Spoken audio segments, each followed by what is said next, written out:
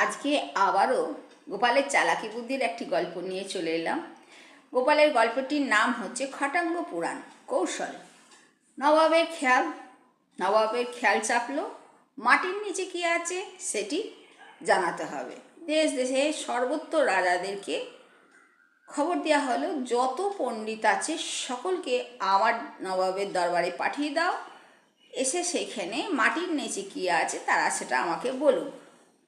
সে মতো সব পণ্ডিতরা চলে গেল। সকল পণ্ডিতরা তো আর বলতে পারলো না, যারা জানে তারা বলতে পারলো, যারা জানে না তাদেরকে কি করলেন, নবাব কারাগারে বন্দি করে দিলেন। কারাগারে বন্দি করা পণ্ডিতের কথা শুনে গোপাল ভাঁড় হঠাৎই সে একটি খাটের পায়া ভেঙে তাতে 14টি কাপড় জড়িয়ে চলে এলেন নবাব দরবারে। নবাব আসতেই জিজ্ঞাসা করলো। নবাবকে গোপাল বলল যে পণ্ডিতরা আকাশ গণনা করে আর জওয়ানরা মাটি গণনা করে। সে কথা শুনে নবাব একটু ইতস্তত বোধ করে সব পণ্ডিতদের সম্মান সহকারে কারাগার থেকে ছেড়ে দিলেন।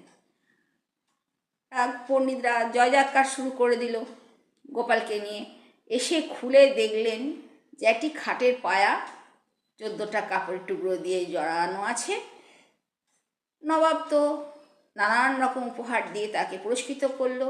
তো চালাকি বুদ্ধি দিয়ে গোপাল ঠিক তাদেরকে সম্মানের সাথে ছাড়িয়ে নিয়ে চলে এলো। গল্পটা ভালো লাগলে অবশ্যই লাইক করবেন, পাশে থাকবেন, ভালোবাসা দেবেন।